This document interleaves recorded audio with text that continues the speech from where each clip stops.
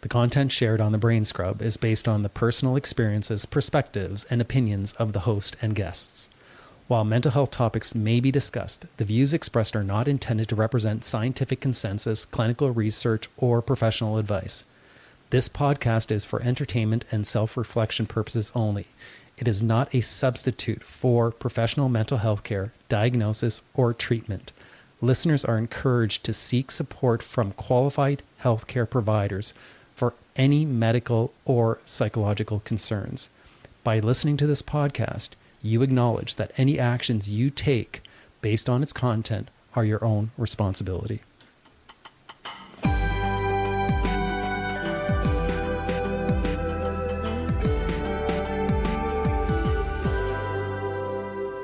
Welcome to the Brain Scrub. My name is Glenn Sollers. I'm your host. Thanks for tuning in. Given this a lot of thought as I've been moving towards retirement and why it feels like a bit of a struggle at times, why sometimes when people step into retirement, they live a shorter life than expected. And there's many reasons for this from what I can surmount. And when it comes to being an alienated parent, I think it just becomes much more difficult because ultimately we all want to be wanted. We want to add value. And in our entire life, we have been motivated and inspired and driven to be valuable to others through school, through our job, through our family, through our friends, through the things we do. And work is a big contributor of this, as is being there for your family and helping your kids out and being there for your children and being part of their lives and having them visit you. And it's sad for me that I don't have that in my life. I hang around with other parents who have their kids visiting, who talk about what their kids are up to, and it's a big void for me. And it's no wonder alienated parents struggle.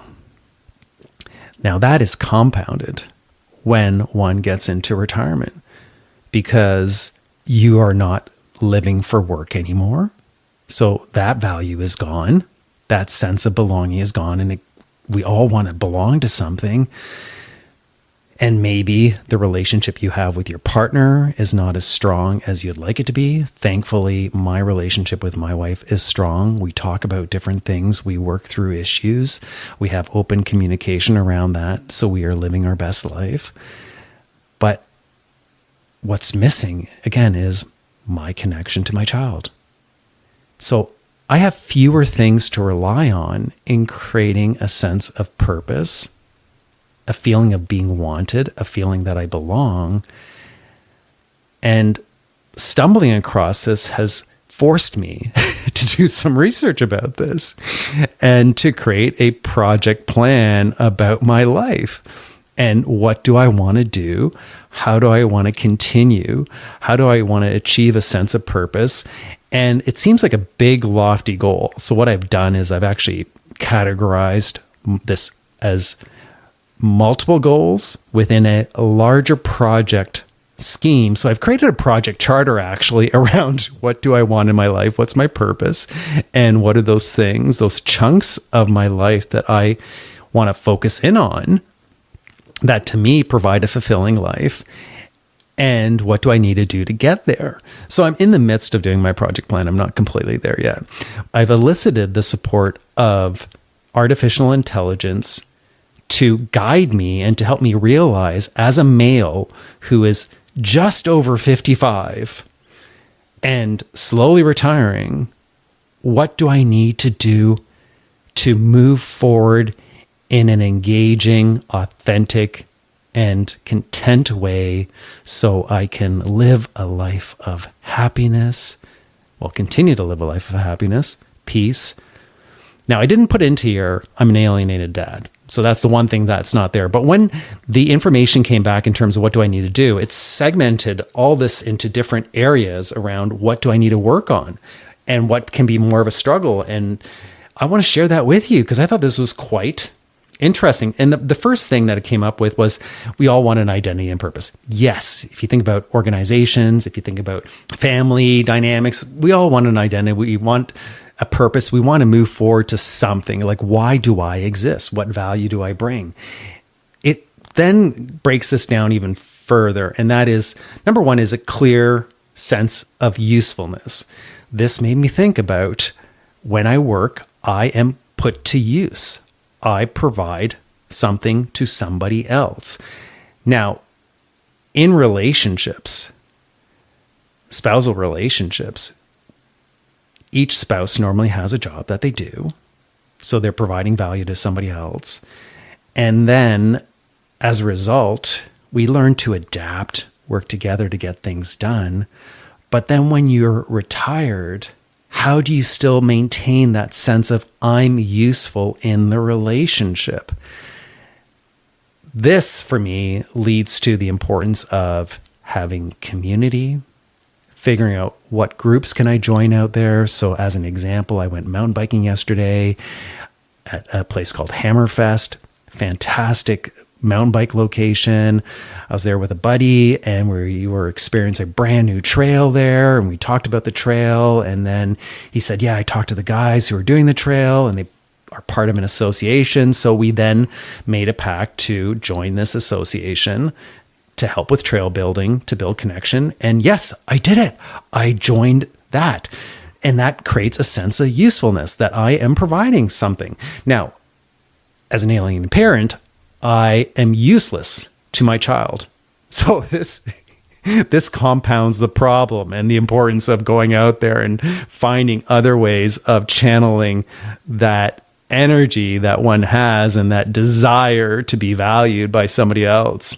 It manifests in unhealthy ways as well for me. And I just want to be clear on that I understand that because I don't have that in my life and I'm trying to provide value, that I'll do it through trying to help other people. I'll get in their way and try to resolve things for them.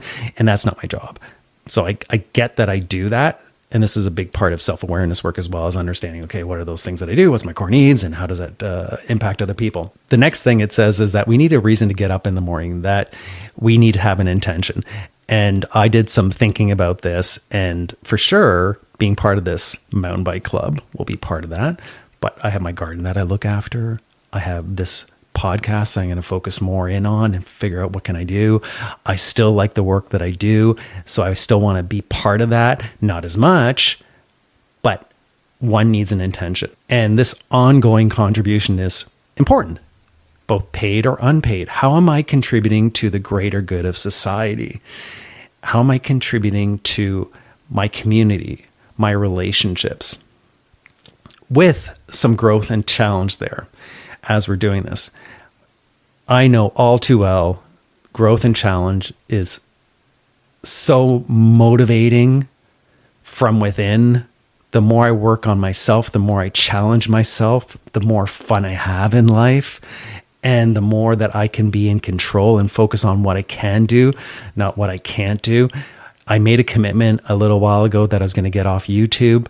Now I have gotten off most of YouTube, but I still use it once in a while for do-it-yourself kind of things, or just seeing what my local government's doing, because it's a great source of information, but I'm staying away from all the negative stuff that's going on out there because there's way too much negativity. It says that in order to help us get through this identity and purpose stage is to possibly look at getting into mentoring, working on boards, figuring out what can I do in a community to lead.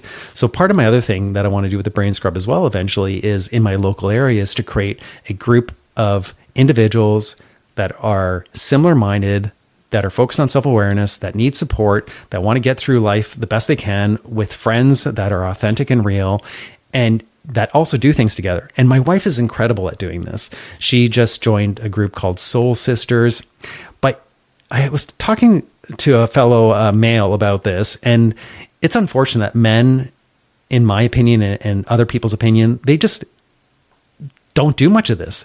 They stick to themselves, or they might stay at home, and we don't ask for help. And that's a struggle that men have, but may not do anything about it. And you know what? Men need support too. We don't have to do life alone. And I believe that this started at a young age. We have been essentially sculpted in a way that says you need to focus on helping others. But the drawback is we struggle at asking for help or working with others. It also says we need to look at physical pursuits or creative pursuits and have weekly commitments that we rely on. And thankfully, I do a lot of this stuff already. I go to the gym on a regular basis. I am part of a mountain biking group that I go mountain biking with. I go walking with some good friends out there once in a while. So I have that going for me. So that's number one, is identity and purpose. Number two is to have respect and autonomy. One of the main points here, which is to feel respected, especially by a spouse and adult child. Yes, by my spouse, no from my adult child. And this is, again, something that I need to realize. And I need to get that from other areas of my life, such as the work I do, such as the brain scrub, such as my community that I work with. But we want to be respected. And when we step into retirement, those people that we work with are now gone. Well, where am I going to get that ongoing need for respect from? And to search for that, this often requires us to look at our home, establish roles in our life. What are we going to do? What are we not going to do? Having clear division of duties, I think, is really important. And I read the importance of this in a book recently, just around how sometimes we get too involved in the tasks of another person versus letting that go and letting them do certain things so you can step back, so you both feel respected and you're both contributing to the greater good of your life. The next point, number three, is marital recalibration. Things, again, do change. You are used to being in a relationship where both of you might be working and you may go to bed early because you have to get up early in the morning. Well, now that you have all this time together, take a step back and figure out, okay, we are kind of starting a new organization here. We're starting a new phase in our marriage. And just like with any company out there, when you're starting a company, you want to look at different factors. Like, what is our vision in the future? What do we want to accomplish in this chapter of our life? How do we do this? And how do we create that independence within our marriage so we still have time to do things on our own? So my wife and I have a similar vision of seeing the world and of having strong community. And she's done an amazing job at creating the sense of independence by joining different groups out there, like a women's mountain biking group, the Soul Sisters thing. And I'm doing the same sort of thing now that I'm part of this mountain biking group, and also the people that I mountain bike with, and I have walks with friends. We have that independence, but that becomes more important, that you figure out ways of how can we be independent yet dependent on each other at the same time, which means how do we work on our physical intimacy, on our emotional connection? How do we work towards being more vulnerable and open with each other about what is going on so that we can have strong dialogue about things and be there to support each other, because our work colleagues are no longer there. But I think what also is important is that we have friends that are mutual friends that we can go out with, and we are able to continue ongoing communication, a sense of being wanted, a sense of being valued, and being able to talk about things that maybe we can't talk to our spouse about. So a lot of tension points in this area are different expectations around political beliefs, about spending time, about social life. It can be challenging when one partner is still working, the other one isn't working. And this also means a shift in power dynamics within the household that we have to get accustomed to and figure out, well, who does what and how do we work together. Number 4 on this is financial security and control. The needs here are that knowing that we have enough money to actually sustain ourselves. How are we going to ensure that we have sustainable income going forward? And how are we going to manage costs and having money put away in case there is a healthcare crisis or whatever it might be, or something needs to be repaired in the home? I think we've done fairly well at this. My only concern is we have a certain budget, and how do we fall within that budget? And I tend to monitor and control things, and I'm very financially aware and frugal about different things. So this is a bit of a struggle that I'm working through. I have a lot of money issues that I inherited from my father, thankfully not.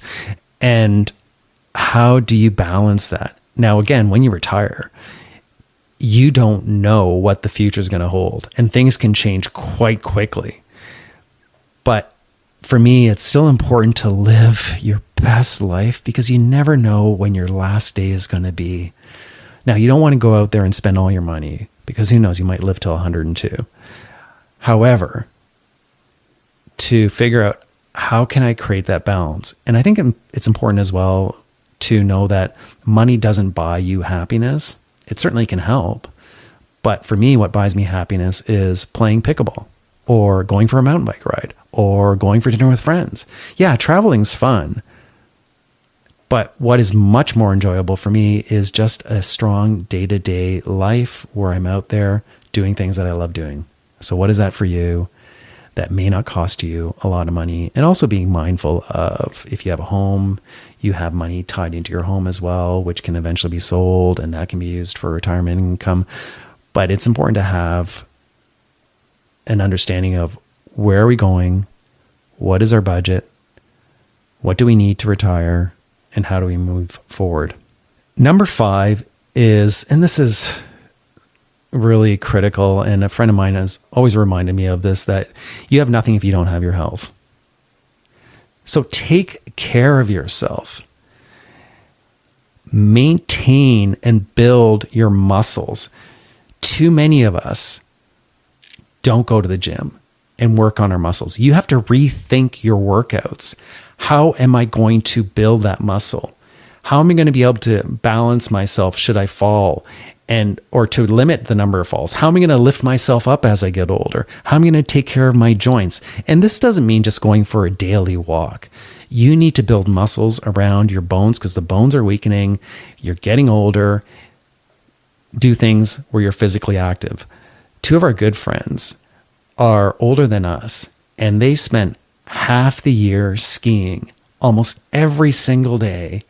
And then in the summer, they're kayaking, they're biking, they're active, not only physically, but in their community life as well. And they are uber fit. In fact, I went skiing with one of them recently, and he's 74, and he had a bunch of his friends that he skis with on a regular basis that were between 60 and probably 75. There was around 6 of us, and I was exhausted afterwards because these people, yeah, they do it on a regular basis, but they're so fit and energetic, and they're happy. They have that vitality and that cardiovascular health and the strength that will allow them to age much easier and probably live far longer because they're taking care of their body. And also, it is a mental activity as well. So doing things that are mentally engaging. So for me, I do Duolingo, I read, I do this podcast, I do research. I could go on. Next point here is brotherhood and social connection. Now, this is what I talked to my friend about. Is it's sad that men don't feel as compelled to go out there and build social connection. Well, I'm doing something about that. I have some really good friends out there that when I get on the phone with them, I'm on the phone for an hour. We are socializing about important issues, not about, for me, it's not that important what sports scores are. No, it's about what's going on in our life. What are we dealing with? These male friendships are so important to me because it allows me to feel, you know what, I have the support of others. I can talk to other people because life is not perfect. We run into issues, but to be able to share ideas and get input from other people about what should I do? This is happening to me in my life is important. And with kids out of the house, or if you have no kids, or if you've lost your child through alienation, this becomes even more important that you have people to talk to. So you don't feel like, oh, I'm doing it all by myself, which ties into the next point, and that is having a legacy or having meaning in your life. That I matter. It's not about the money that I bring in, that I matter to somebody else. And having these conversations with your partner that you live with, if you have a partner, is important. What do they need from you? Like, as an example, my love language is physical affection. My wife's love language is acts of service. So we need to have conversations about that. Is how do we show each other that we still both matter? Because when you lose your work, if you will, and you now spend more time with your partner, you want to make sure that there's somebody out there that cares about you and that sees you as somebody who's useful in their life. Why do you matter to me?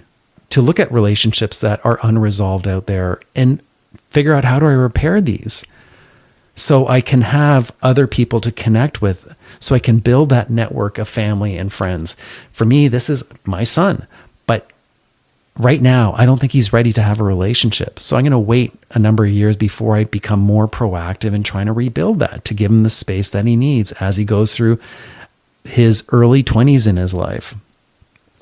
To be able to pass on your wisdom to other people is important. As an alienated father, I don't have this. So I need to figure out, how else can I pass my wisdom? Hello, brain scrub, right? This is what I do.